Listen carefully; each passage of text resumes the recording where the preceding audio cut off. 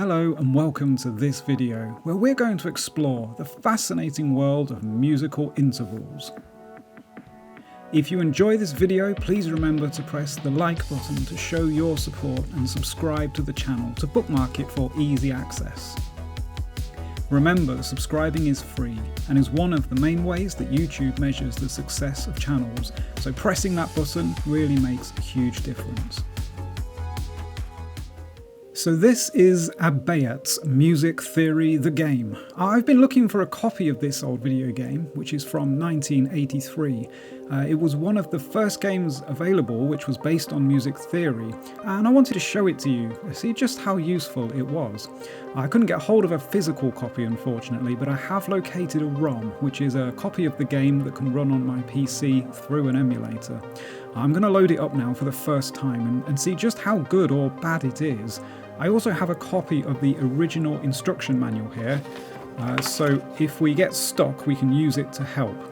Okay, fingers crossed, I'll run the emulator now and we'll see what happens. Okay, so let's get into Windows here and see if we can find the file. So here's the emulator that we're using today, the XWinSim emulator. So we'll start that up first. Just wait for it to load, it shouldn't take a moment. Okay, all looks good. Of course it thinks it's back in the past, but that's the way the emulator has to work. So okay, let's go ahead then and select the correct ROM from the list. And we're in. Okay, well let's just enjoy this intro music while it loads.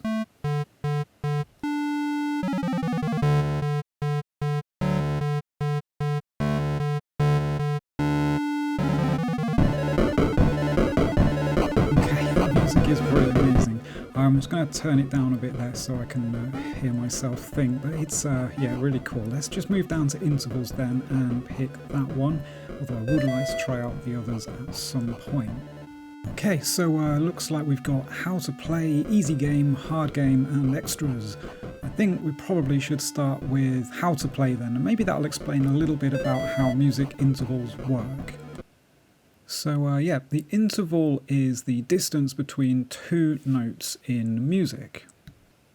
And I think, yes, it's going to explain to us now that the harmonic interval is like a chord where you've got two notes played at the same time. Oh, and it even plays us the notes so we can hear those intervals, so that's a good start. Okay, what's next? Now we have the melodic interval. This is the same calculation for intervals, the same distance, but just shows the notes being separated as if they were in a melody.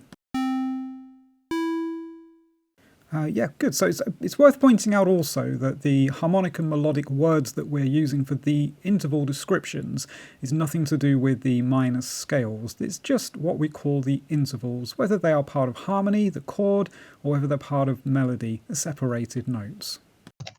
So next it's showing us the interval numbers, so these rather like race positions describe the distances that I think it will begin to show us next.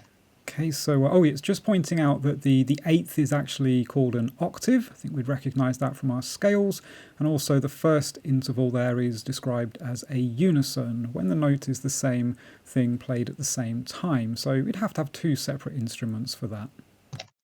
We're now going to move on then to looking at the intervals themselves in C major. So the first interval there that we can see is a third. Now remember, intervals are inclusive of your counting, so if there are three notes involved, a C, D and E, then we name the interval a third. There are three notes involved. There we have the fifth next, so C, D, E, F and G, 5 notes involved. One more, we've got C to B, that's 7 notes involved. Alright, and then we're on to qualities. So qualities are the second part to an interval's name. As well as its number, it also has a word that goes before it as well. So we can have something like a perfect fourth or perfect fifth. And you can see in a major scale that not only the fourth and fifth are perfect intervals, but also the unison and the octave. Alongside those then are the major intervals that belong to seconds, thirds, sixths and sevenths. So whenever we're looking at a major scale, the intervals are always the same as the ones in this table. And by the looks of it, those then are abbreviated as per the usual system to capital P and capital M's. They have to be capital M's because we'll be using little m's later for a different quality. Yep, so as we can see there, as I mentioned, you name your intervals by saying the quality and then the number. So major third, perfect fifth, or major seventh in this case. And those two then can be abbreviated.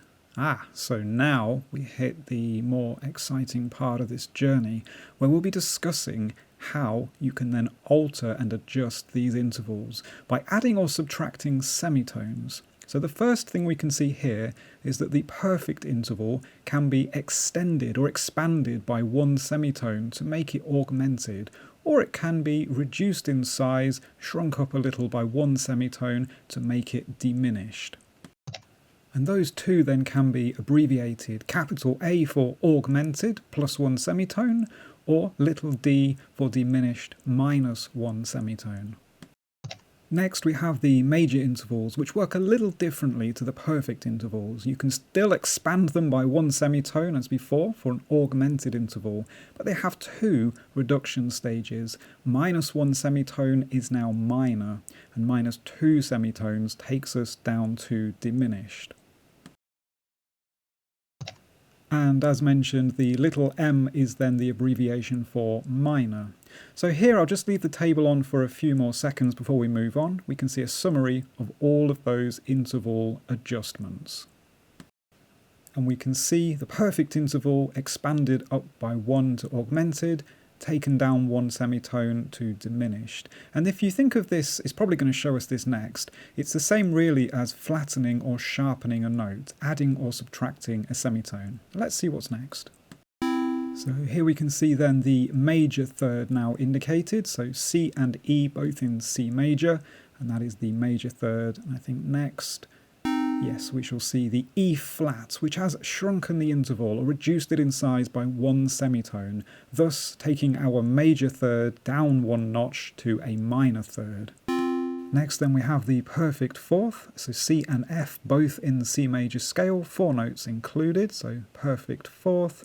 And we can see then if we expand that by one semitone, we reach the augmented fourth, so C to F sharp and augmented fourth. And the next screen is this. Oh, there's a big caution at the top. Nearly missed that. Okay, so presumably we've got a caution coming next. So we can see here that although a G flat is the same note to press on a piano or to sing, it is not the same in interval terms. A C to a G is always going to be a fifth because there are 5 letters involved. So it's telling us there that the interval is now described as a diminished fifth because we've taken the C to G interval, which was perfect, and reduced it by one semitone. That is a good caution to heed. And then just have fun. Well, we're already having fun, so well, let's crack on with one of the games then and see if we can score some points. Let's go down to easy game and see how easy it is. Okay, let's just turn this up for a second and have a listen to the music.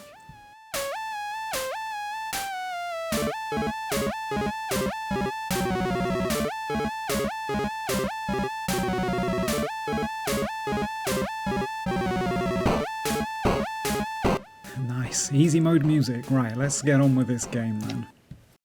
Okay, so we'll go through these a little bit like I would do if it was a theory test. We've got C to E, so there are 3 notes involved, C, D, E. So this is one of options 1 or 2, which is a third. We've got capital M for major, little m for minor. Now, as E is in the C major scale, this will be a major third. Let's see. Oh, good, yes. So we can see there it's highlighted the option and given us a little tick. Next question.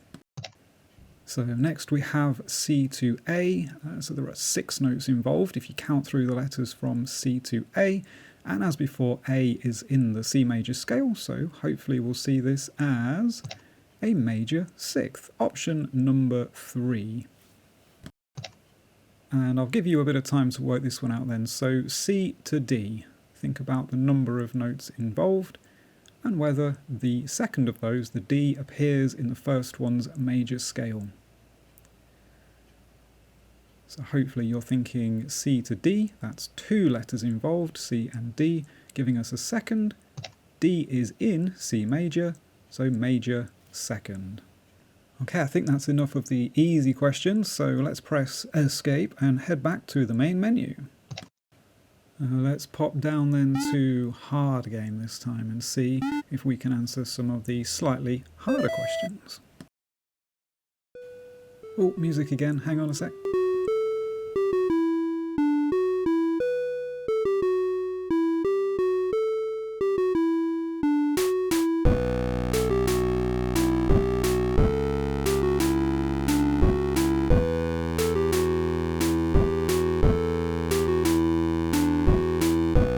I have to say, for the age of this game, the music is particularly spectacular, as was all music back in the day. So question 1 then, we've got C to F sharp, so it's the same as one of our examples that we had earlier then. So C to F, a 4-note interval, a fourth. Normally this would be a perfect interval, but having expanded it by 1 semitone, sharpening the F, it should hopefully be then an augmented fourth. And we can see that it is. So next question is C to A sharp. Now we're getting interesting. So C to A, we might remember from before, is a 6th, and they're all 6ths in the answers. So we're now thinking A sharp. Is it in the C major scale? No. It would normally be an A. And when you raise a major interval by 1 semitone, it becomes augmented. So let's do one more of these then. Oh, D to F sharp. Okay, so now we come to an interesting point. It's not actually mentioned this, so let's work it out together. We're not going from C anymore, so we're now thinking D major. Remember that all intervals are worked out as if you are playing the major scale from the bottom note. If there's a key signature in your music, ignore that. It's just the note at the bottom of the interval and then the other note involved. So we're now thinking D major. Is there an F sharp in D major? Well, I know from my key signatures that D major has 2 sharps, F and C, so there is an F sharp. So this is not an expanded interval. It is in fact just a major third, D, E, F sharp, the first 3 letters of D major. So I'm kind of curious to see where this is going. Let's have a look then. So we've got question 4, F sharp to B. Alright, so now we need to know our F sharp scale. That can be a little bit trickier, but I'll tell you something else you can do with this. What you can do is pop both notes down 1 semitone. As long as you move them both the same amount, you'll make your question a lot easier in a lot of cases like this. So F sharp goes down to F, B goes down to B flat. Be very careful when you do it because it can easily go wrong. Now I can think of my F major scale, F to B flat. There is a B flat in F major, so F, G, A, B flat, so 4th, and it's a perfect 4th. Go on then, one more question. I don't know how many there are in these, but I think we're getting the gist now. So B flat to C sharp. Now that is a different one again, because if we know our B flat major scale, that's probably easier than B. We can think now about the alteration we've got. So in B flat major there are 2 flats, B flat and E flat. But if we think of the second letter of the B flat scale, we should have a C. So we've got B flat, C.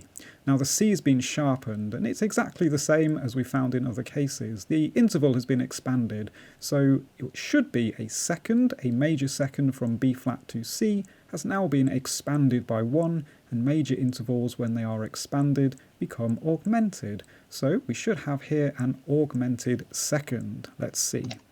Yup, there it is, so an augmented second. Well, I hope that's helped you to understand a bit more about how intervals are worked out. I think there was one more option in the options list though, so let's head back and see what was in that. Ah, yes, extras. Let's have a pop down to extras then and see what's in there. Ooh, cheats. I did notice actually, hang on a sec. On this instruction book that I've got, which must be a copy of somebody's from, well, the original game, I suppose, there is a code written at the bottom of this that I could try out. I don't know if it's actually a cheat code, whether it's just some random writing, or let's pop it in. It's like the game name Abetai. Okay, well, let's press enter and see what happens. Ooh, impossible game. Okay, that looks a little messed up on the leaderboard. Let's just check out the music.